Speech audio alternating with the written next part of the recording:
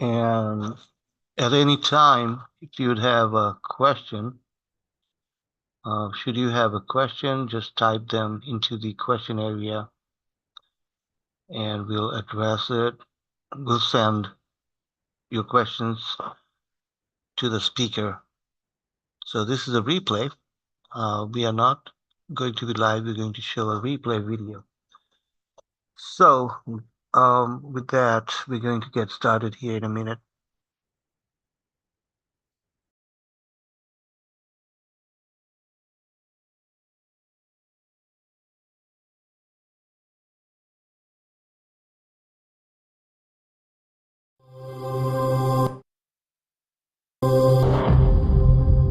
So we're running a little bit behind. We had some technical issues going on, but I think we have it all figured out now.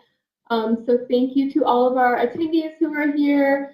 And if you will, let me know if you're hearing me okay. Just put some ones into the box. Neeraj, can you hear me okay? Yeah. Okay. That strange feedback, or is that fixed now? It's quite better now. We can hear it. Cool. So you guys have Mark and Reeve in the background running the show. I'm Sierra. We're all part of the community team. And we have Neeraj here with us today from, is it KHETEE? Is that how you pronounce it? Yeah, KHETEE. KHETEE means farming in Sanskrit. Cool. So I can't wait to hear about your organization. So I'll just let you go ahead and jump right in. Introduce yourself a little bit so we can give our audience a context on who you are, and then we'll get into KHETEE.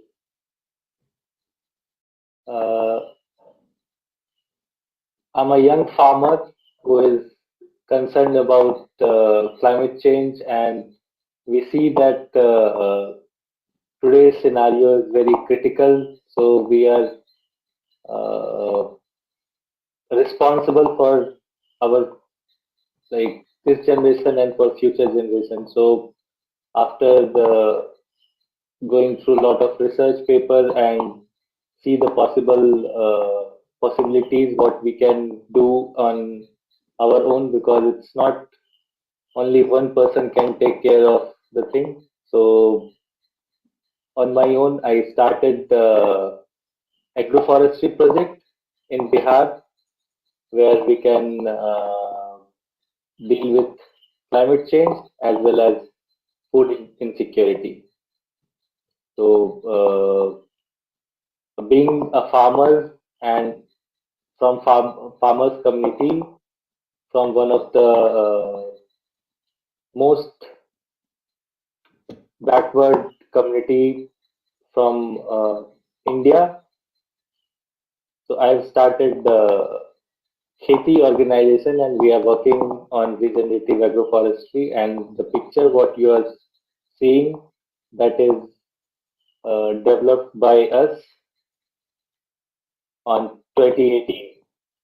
And slowly we are making such more demo plots so that our community and we can use it for training purposes to our community farmers, and we engage school children also to volunteer and work in the farm. That's great work you're doing. How long were you involved in farming before you started up your organization?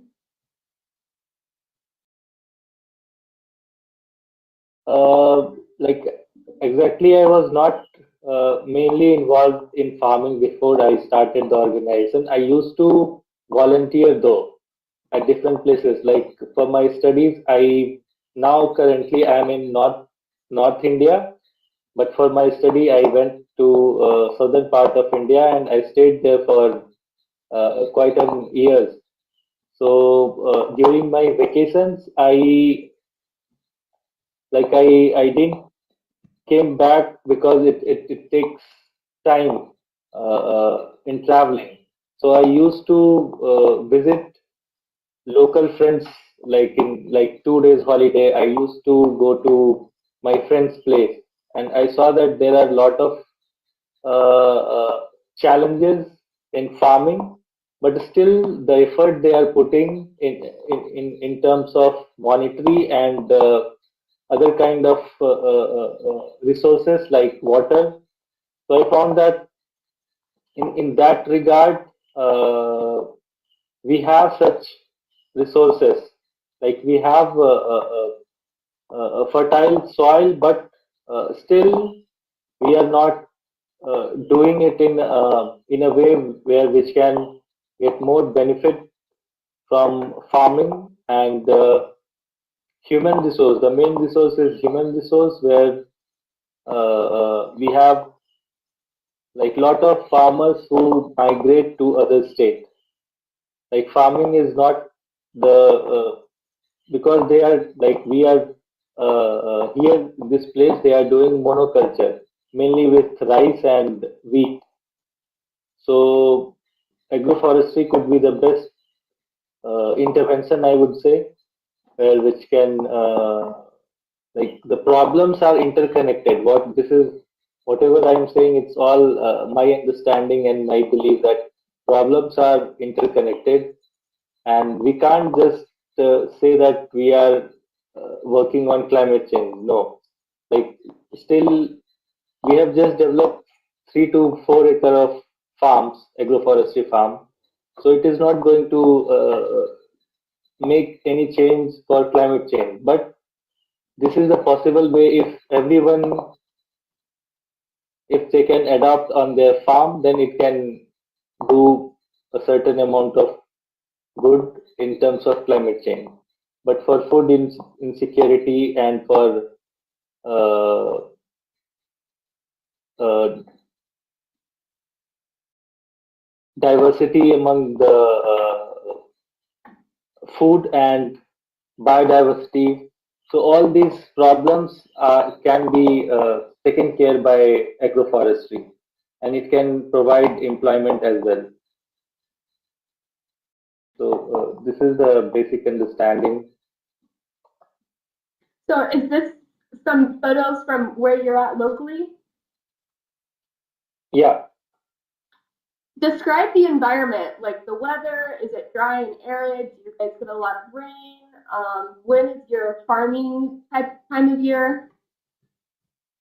Uh, this area, especially where we have started, it's arid zone. Like in Bihar, we have different landscapes, but this area is arid zone, semi-arid zone, and it's mostly dependent on rain-fed agriculture. Okay. So, so and it's monoculture with lot of chemicals. Where the first like the plot you were showing earlier, it was like the last crop was wheat, and we can count the plant that was that much less. Like we can't grow much wheat on that plot. But over the year now, we can see the difference. What is the change has happened after this within 2 to 3 years of time. Like now we can see like this year we have lot of rain, so we had some loss as well. But what we can see the difference is in first year when there was rain, there was all water was stagnant in our farm. But this year, like if there is a water and the like heavy rain in like today, if we go to the farm next day, there will be no water. All water is percolated, and it is going to recharge our water level. So this difference, now our soil is become like a sponge, and anything is growing much faster as compared to the first year when we had started. So working with the soil, we are, for my understanding is working with the soil is most important thing. It's not about the crop. It's not about the crop. It's about soil. If we make our soil healthy, then anything can be grown easily. Neeraj, now I know you were talking about the standing water in the crops and all that, and I remember seeing an image on your Instagram where you had done like a solution to a problem that you were having with irrigation. Would you mind helping our read out to navigate to that image, and then we can talk a little bit about it? Yeah, sure. Should I scroll down? Yeah, scroll down, Arib. It looks like there were some holes dug in line with the crops that were planted. I remember seeing it before. No, this one. One sec. No, not that one. It was like some holes in dirt. Do you know how far on your feed it is, Neeraj? Pardon? Do you know how far down it is on your feed? This one, are you talking about?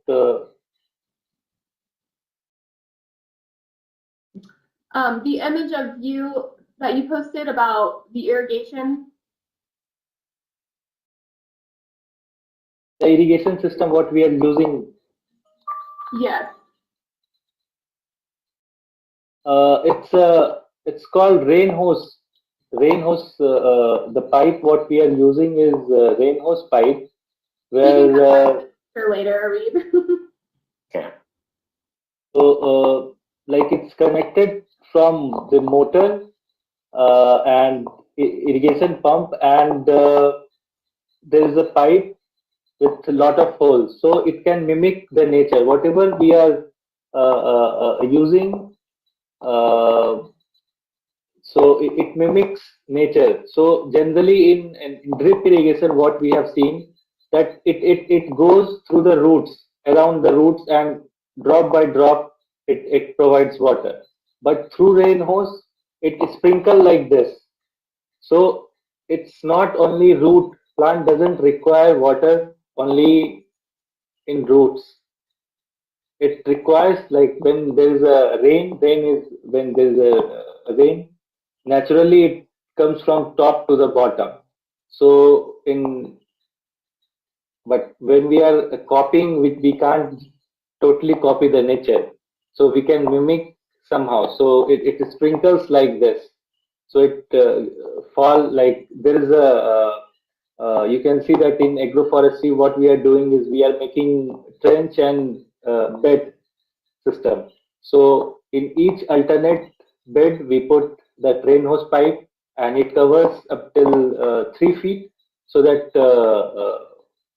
the water is sprinkled like this and fall onto the different plants and trees. How many different types of plants do you have in your agroforestry setup? Actually, we are doing complex agroforestry system because we don't have the farmers we are working. We don't have a large scale farm, so it's very small farm, and all together it looks like 1 acre or 2 acre farm. So we have around 25 type of crop Wow, that's in one awesome. farm. So So are you guys using cover crops as well? yeah, we use mostly cover crops. Like the cover crops also provides food. Like we use black gram or moong. So it is it is or moong bean. So it use as we get some food as well, and it works as cover crops as well. So when you're harvesting your crops, are you harvesting your cover crops at the same time, or are you working around them and trying to leave them undisturbed? No, like we can harvest from any of the crop whatever we plant, but we don't take out the whole tree or whole plant. We just Right. harvest in like black gram. If we have planted black gram, then we take out the grams, and we just leave the plant there itself, Okay. like pumpkins. So there are creepers as well, creeper plants of pumpkins, or watermelon. So when we just take out the watermelon and we just leave the creepers there for cover crop. Okay. Very cool. And you may have mentioned it already. I might have missed it. But how long has KHETEE been running? How long ago did you start it up? We started working here since 2017, but full-fledgedly we started working from like we implemented our first model farm, half an acre of farm in 2018, Okay. the first model plot. What does the traditional farming scene look like in your part of the country? I'm sure it's completely different than what it's like here, where I'm at in Ohio, where we have like the USDA and a lot of commercial, um, traditional old school style agriculture. What do you guys have in your region?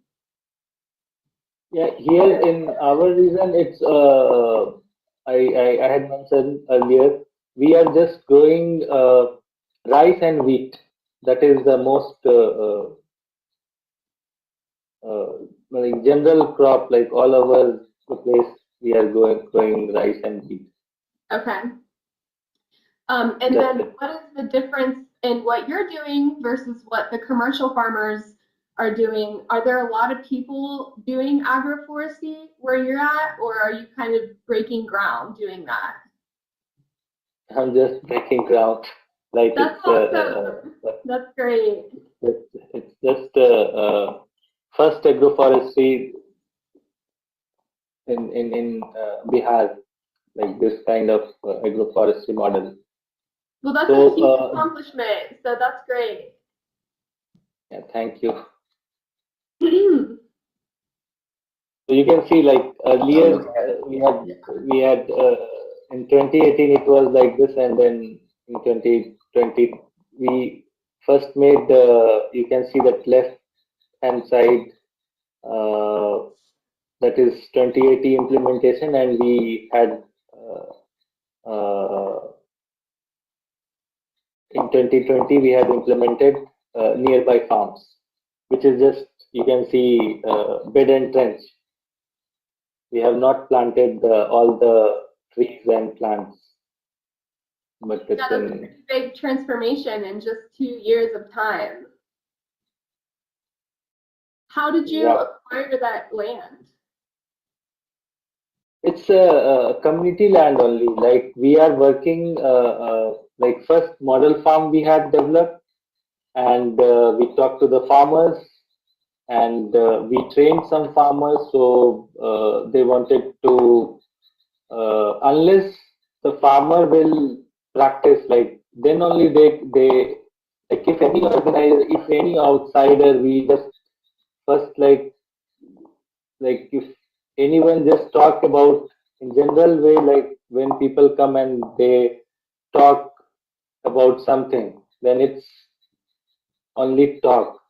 But when you do something and then talk, then it makes more like you don't have to talk much. When you show that what is you are doing, then you can talk, and then people listen, and then they at least try to apply. Like failing or passing, there is nothing called failing and passing. Like I am not an expert, but I am taking that effort where like through my intervention in coming years, if I can uh, uh, uh, make it larger movement in scaling this agroforestry system. Yeah, I think there's really a lot to be said about your approach by doing it that way because I think you can get a lot more people interested if you have this thing that you can show everyone and be like, look how cool this is, look what I did, check this out, you got to get involved. Like you were saying, actually making the change versus just kind of verbally tell people about it, I think you have like a larger reach overall by being able to show people all of your hard work. Yeah. So lots of challenges are also there. Like this is now the first thing is doing like the implementation part, and like whatever people are working here, all system are already set up for monoculture farm, rice and wheat, what they're doing to market and everything. It's all there.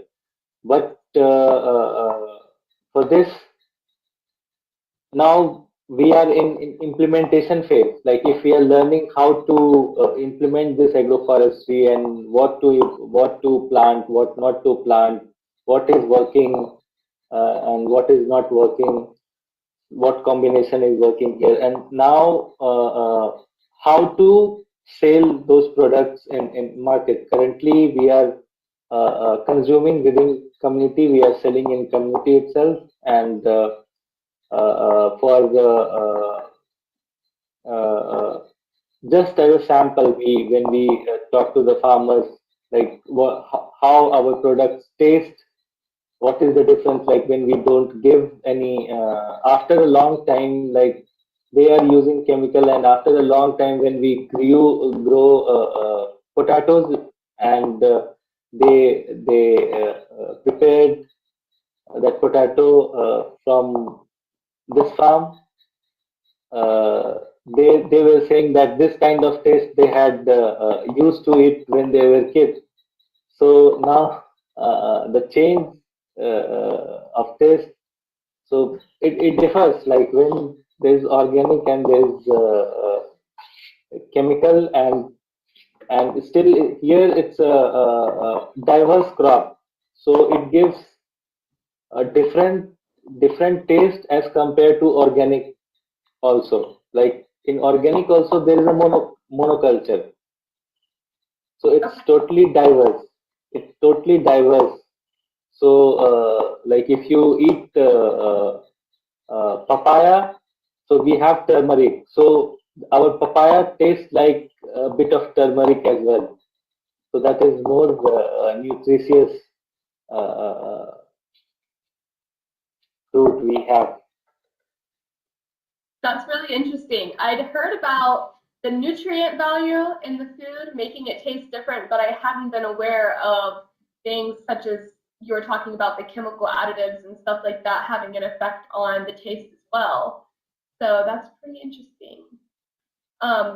What kind of challenges did you face when you started your organization? Was it just you, or did you have a team of people that were supporting you? Was your local community involved? Like, tell me a little bit about the beginning and how you just went from this idea to really, breaking ground there on your farm and getting everybody involved. Uh, like we don't have like dedicated team, you can say, but we have team. Like in the beginning I started on my own, but as a volunteer or few times, like they dedicate one. There is no continuous long term since there, but slowly unless people come together when things have keep on going. So I started with that vision only, like someone has to start. If not me, then someone has to start. So I started, and at least now if you ask from even small kid from this village, they know that they call it jangli kheti. Jangli kheti means it's wild farming. So where so everyone knows that what is happening, and in monoculture farm, like there is no adventure like for kids, but here when they come they have lot of things to eat all the Yeah. time, all the year. So they say that when we start our farming, we will do like this. We will not do just rice or monoculture. So that gives me more hope and energy to continue my work. Challenges are there, and that will be always there. We have to just keep on doing the things what needed to be done.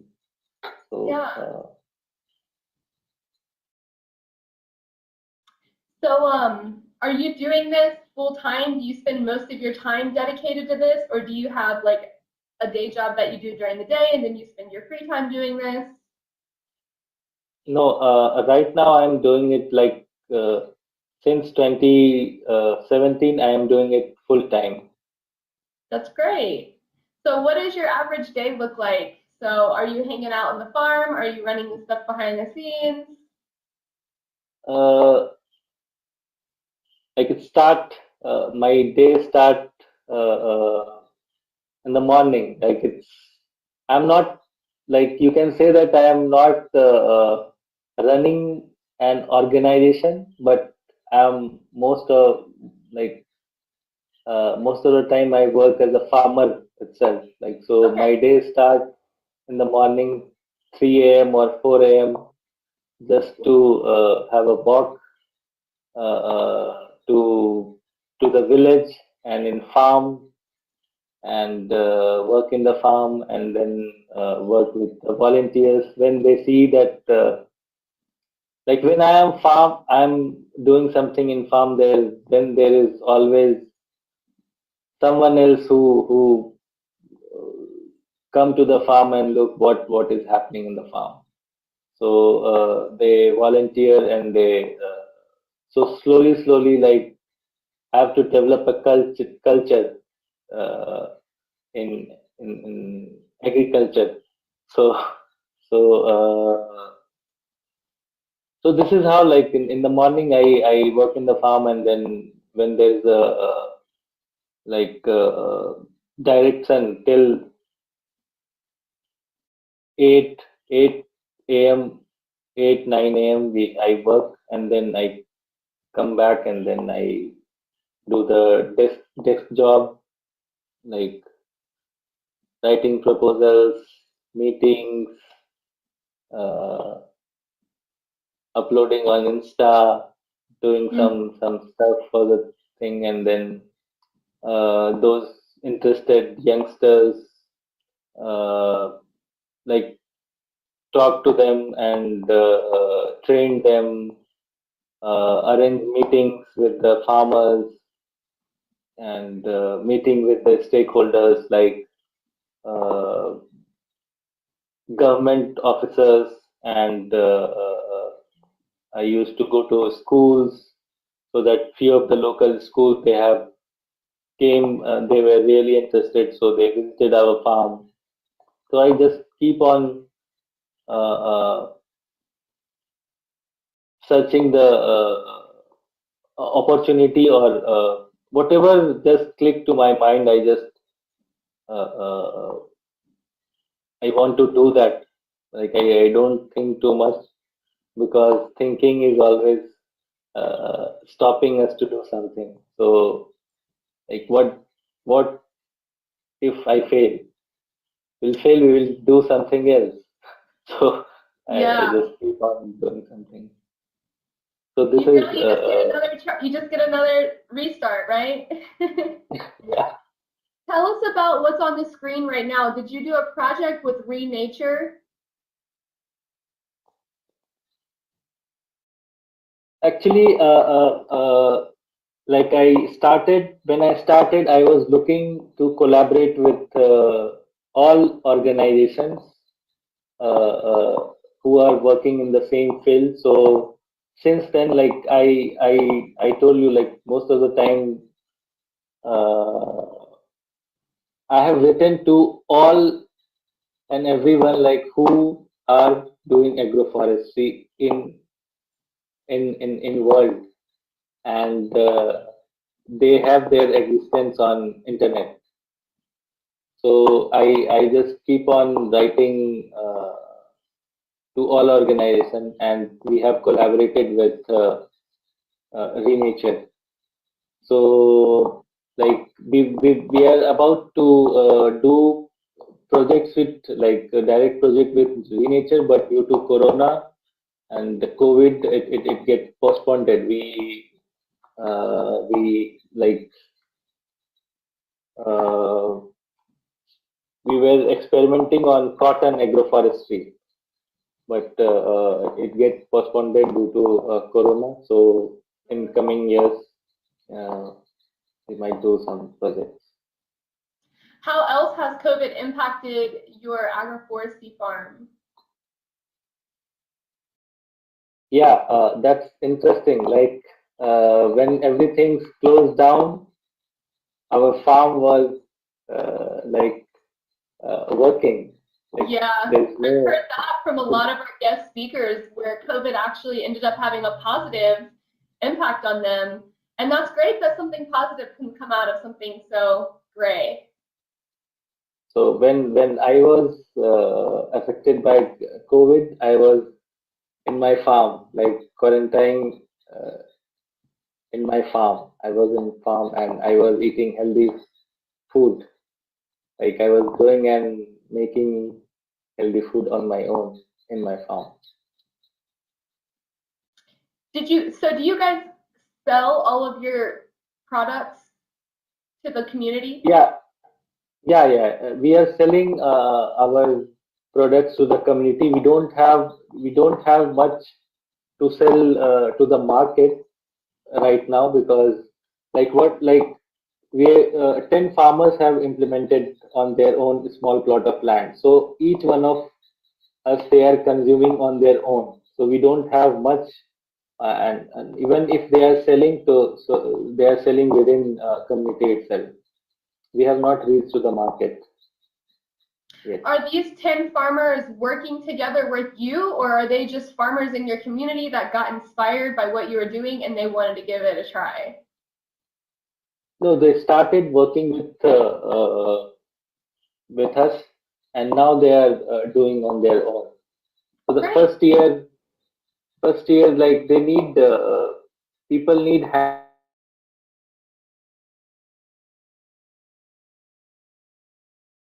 on deck. It's not about from mono to multi-crop. It's about putting their time also. So their daily routine I can't change. So we have to push a bit. Like it's not all like I say and they do. It's not like that. So I have to keep on pushing or motivating or talking or all the time. I have to keep engaging them mostly by talking like what is happening in their farm or keep on like full 1 year like I was engaged in their farm. So we have to do like this, and we have to, and slowly, now they started doing on their own. So So are you going out to their farms and doing consulting with them and giving them tips on how to make theirs thrive, or what is your role there? yeah, Okay. And I did just want to mention to our audience, if you guys want to drop a question in the box, we'll get that answered for you. And in the meantime, I'll just get back to some of my questions.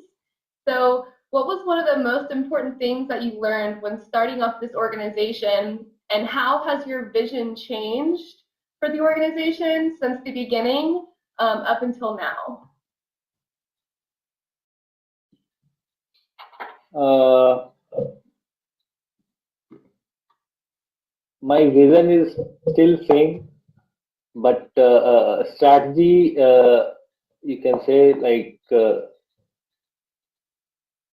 now I am thinking more on the part of supply chain, so that if more farmers adopt this farming, like they are like it's not about implementation. Now they have seen that how much produce we can get from agroforestry farm, but it's about the system, what all facilities are available, or they can like growing is one thing, and supply chain is another thing. It's totally different thing. So in rice and wheat in monoculture, it's already existing. Like people, there are people who take their grains like rice and wheat, but in this, uh, like the farmer have to put that effort. So if I can develop some supply chain also, so that they just need to grow the agroforestry, they need to work in the farm, and there are multiple crops. So if we can uh, we can add some value addition, like if we have banana, so if we can have some small unit where we can make banana chips or some products, because uh, it's all perishable good. We don't have where like where we can store cold storage kind of thing. So we Okay. have like going forward, it's not just about keep on implementing, but if we have to work holistically. So like as you can see that potatoes are there. So uh, the same potatoes we can, if we can store, then we can use it as a seed for the next year, but we don't have that facility. So each time we have to purchase that seeds from market, but Okay. we don't know that seed is organic or inorganic or what, but this is from our farm. So I think I have to work holistically, uh, and the farmers, like they are very marginal farmer. None of them are big farmers. So it's not that I don't want to create problem for them. It's kind of, if suddenly change without having the facility, then it will be a problem for them. Okay. So or failure of this project. So I believe that I should work on those areas, because now one thing has been done.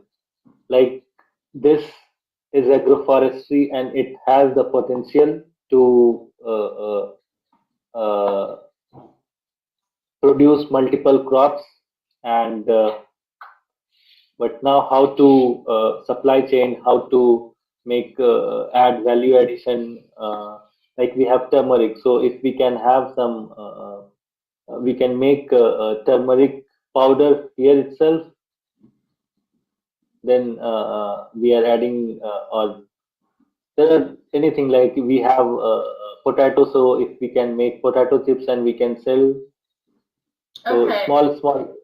small units, so that that will increase their income, and it will give employment as well, because we So would have. you say that your limitations for storage is maybe one of your biggest challenges that you're currently facing?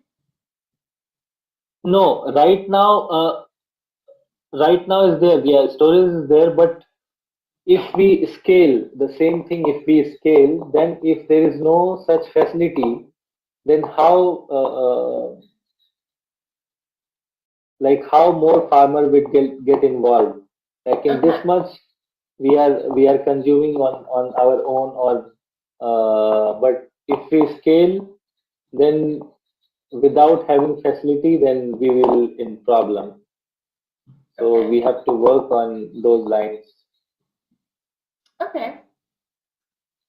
Um, how did you guys come up with designing your current system?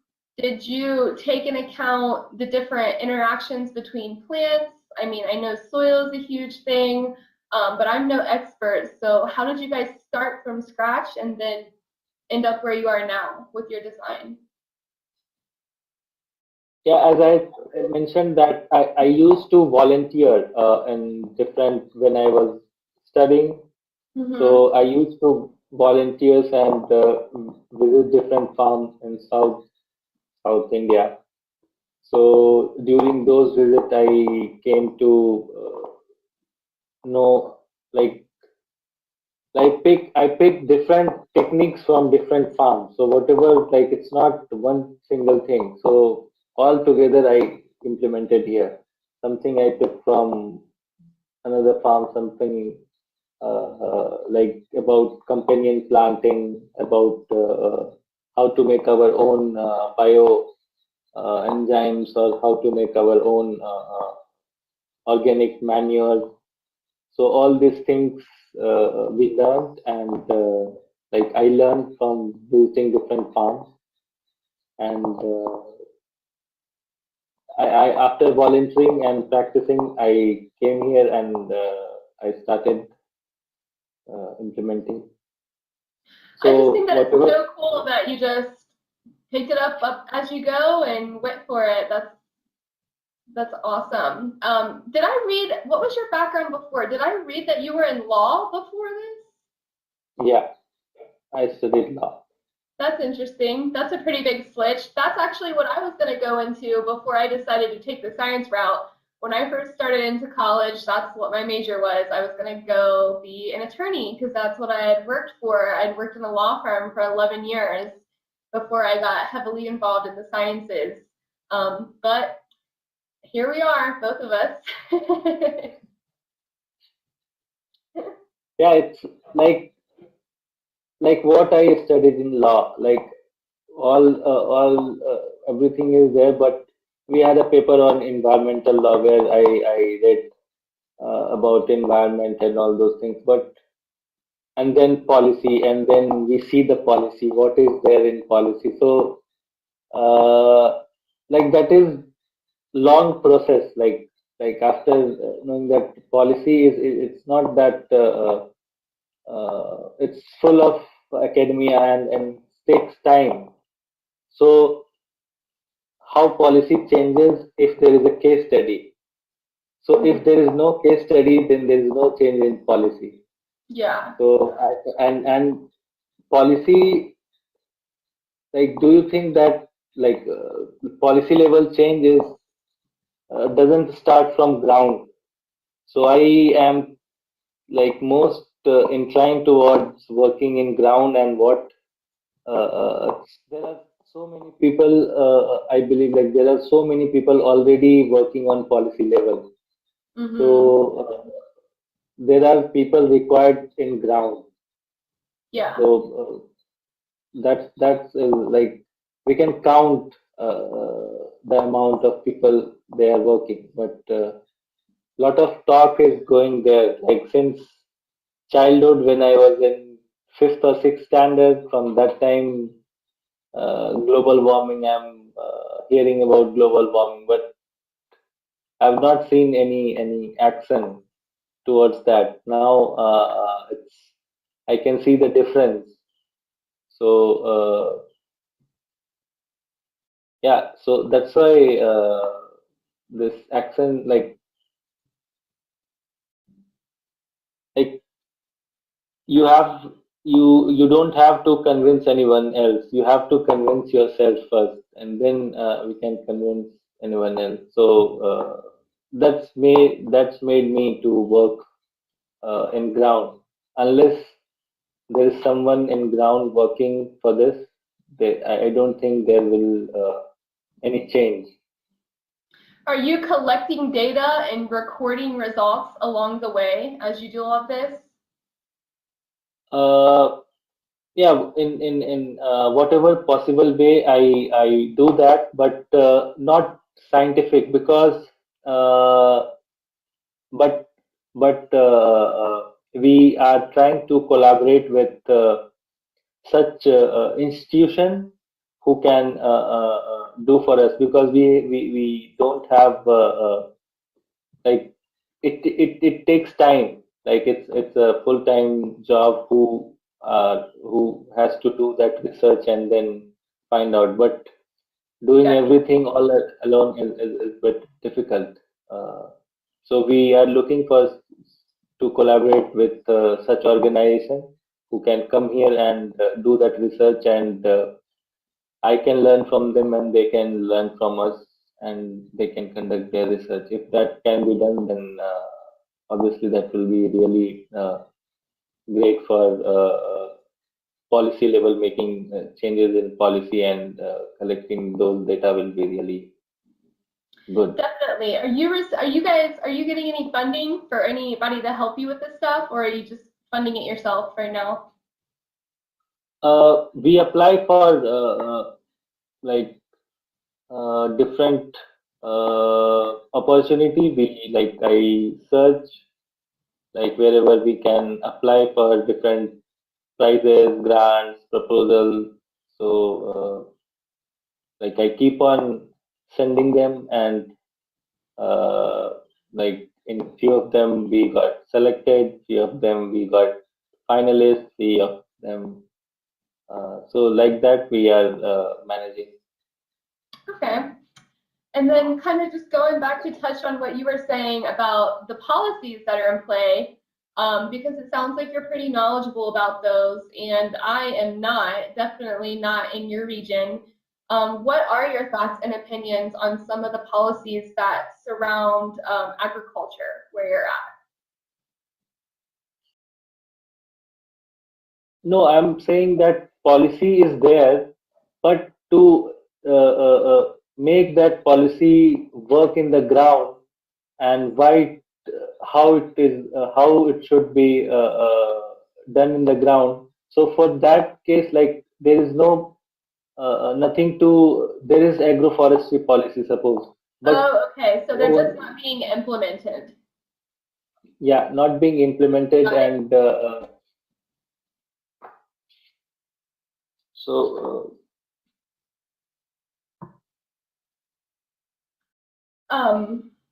How fast did you see change on the land once you started with your new system? Like here, like it takes 2 to 3 years. Like the one we started on 2018, I can find the change in soil after 2 years. There is Wow. 2 years, like yeah, and this is the third year, so it's now there is no water. If there is a heavy rainfall also, then next day there is no water. It's all just percolate through the soil and increase the groundwater tables. How many volunteers do you usually have helping you out at the farm each day? One or two. Okay, that's cool.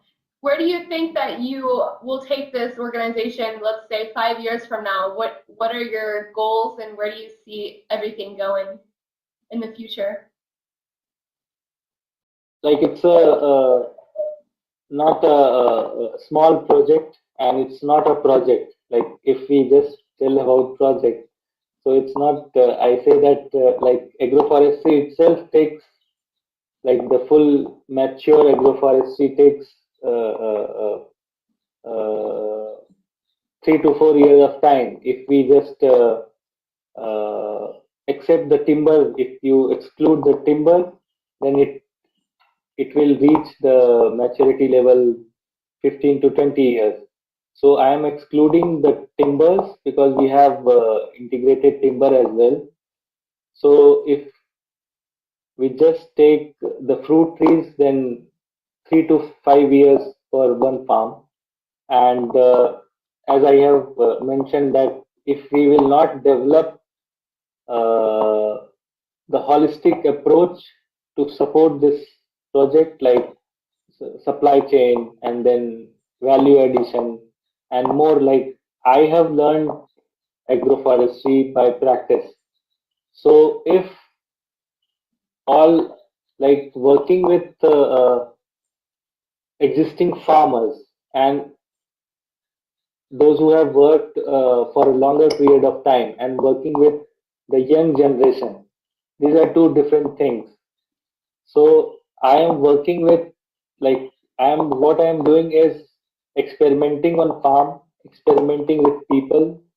So I am just experimenting with everyone, so that what till now I have observed is I can take this project through youth and women, because in general, like the current farmers, they are used to monoculture, and their work is different. Like in monoculture, you have to work with tractors, and then like the whole thing is different. So making them the whole life they have worked for monoculture. Mm-hmm. So that shift is making is challenge. So I am working with women and youth. So that's what I have understood. Like, and like it's not any other project where we start and then we finish that project. It has to be continued for at least minimum uh, 10 to 20 years continuously. Then uh, then I can say that what is coming out, because in those span of time, lot of things can be like can be done, and like it's not just about me. If community can take and they can develop on their own, and they come forward for right now. Like it's that I have started, and now there is they are watching that what is happening, and slowly they are doing on their own. So it takes time. So we have to be just keep on doing patiently, and for the minimum, like what I think is 10 to 20 years is not uh, big time to, if I really want to make it success and scalable, at least in this area. Okay. Now, you mentioned younger generations and older generations, and it got me thinking, who would you say is more receptive to your new ideas? The younger generations, or are the older generations saying, "Hey, look at this guy's farm. I want to be doing what he's doing"? Obviously, younger generation, because they are more concerned towards uh, like at least they are concerned toward environment and climate change, and they can see that they can calculate actually the benefits, like in terms of monetary benefit and other benefits. So and it's not a boring. Agroforestry farm is interesting, like all the time. Like it's cool Yeah. to be there, and so that's why they like more. So, is that what you would say is kind of driving your efforts behind all of this? Is just your passion for the environment and your worries about climate change overall? Uh, what I believe this is the like uh, need of the hour. I can say it's interesting first of all, and the one intervention can solve many other interlinked problems. Mm-hmm. As I have mentioned, like my 2 acre farm is not going to do anything for climate change, but Yeah. yes, we can increase uh, uh, increase biodiversity, increase Yeah. different crops. Then it is a learning in community. In coming years, it will grow.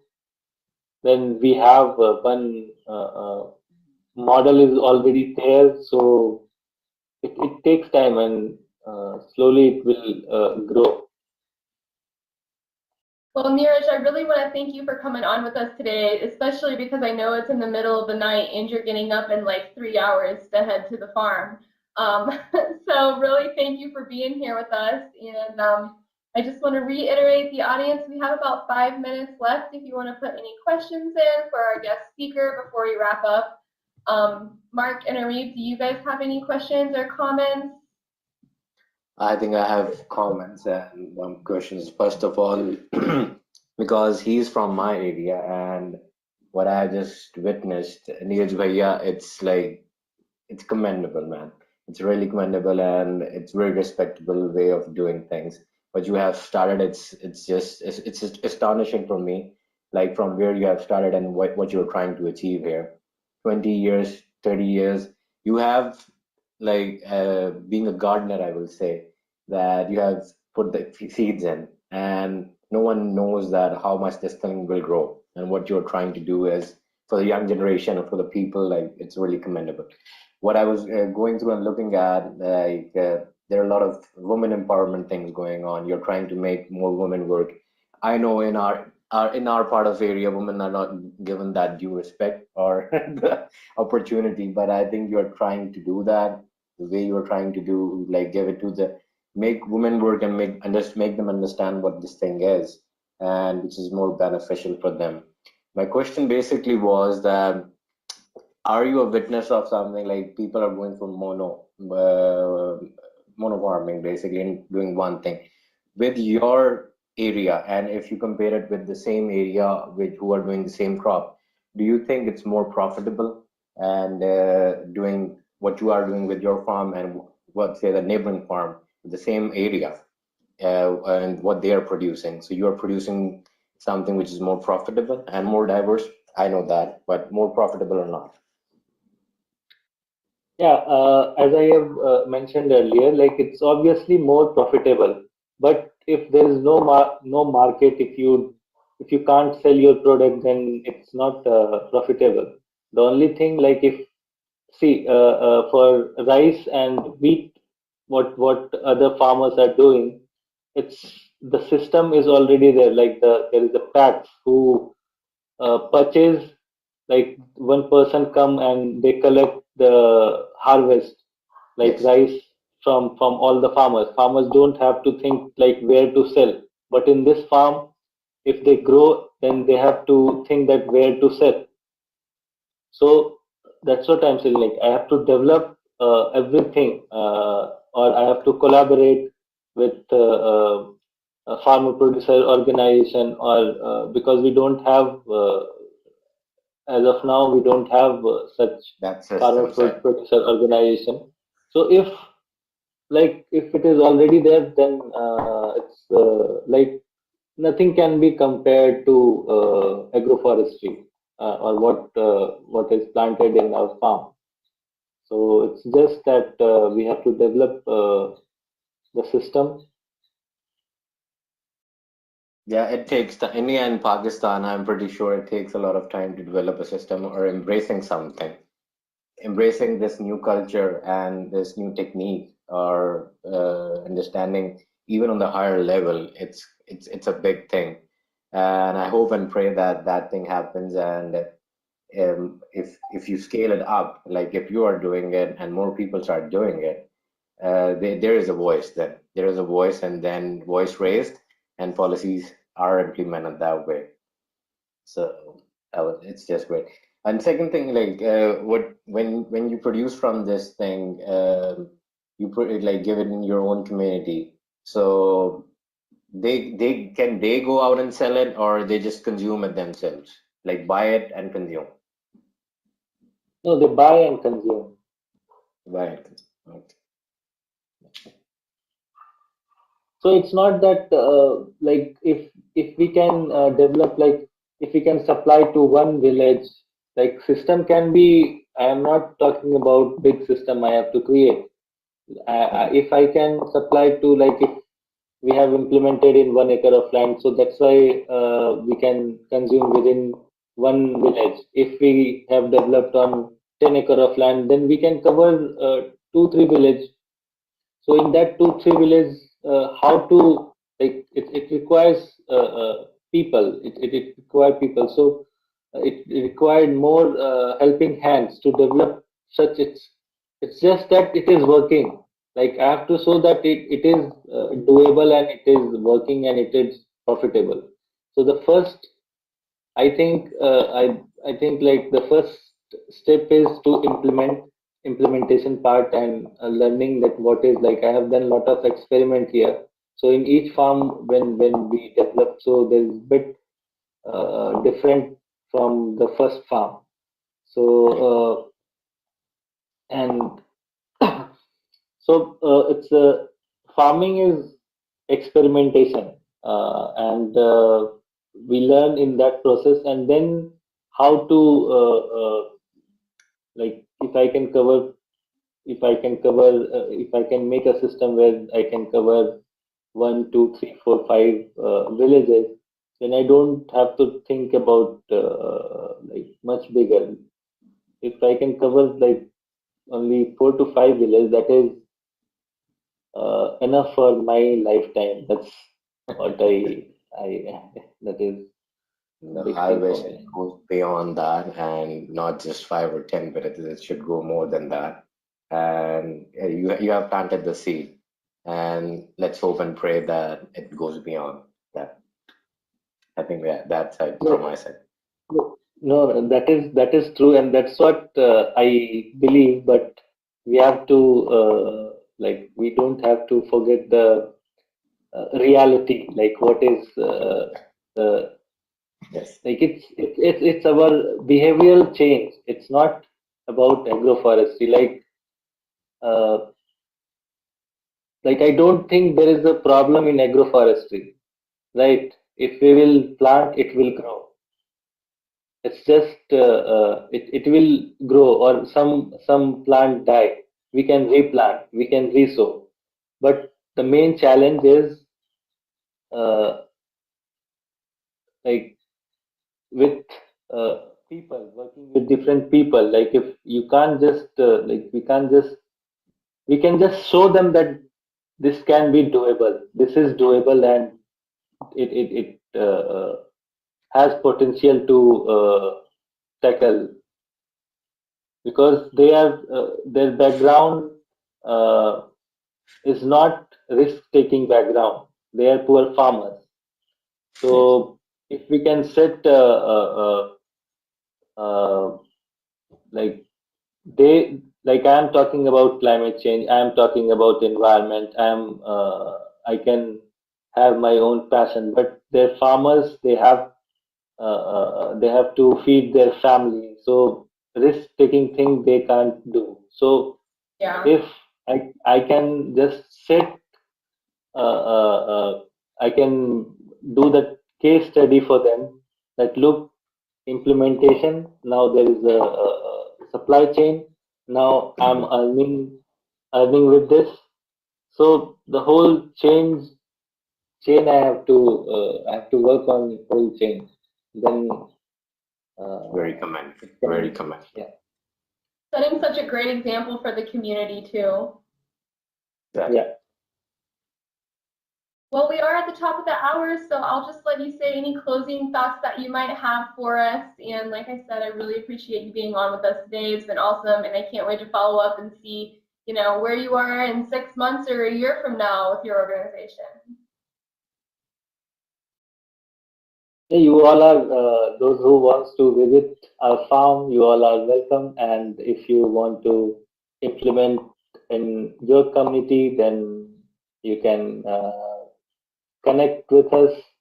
And like during Corona lockdown, when there is a lockdown everywhere, so that time I got a query from lot of people, like that time, like they wanted to implement in their farm and things. So, uh, like I can say that like we have to make such more groundwork.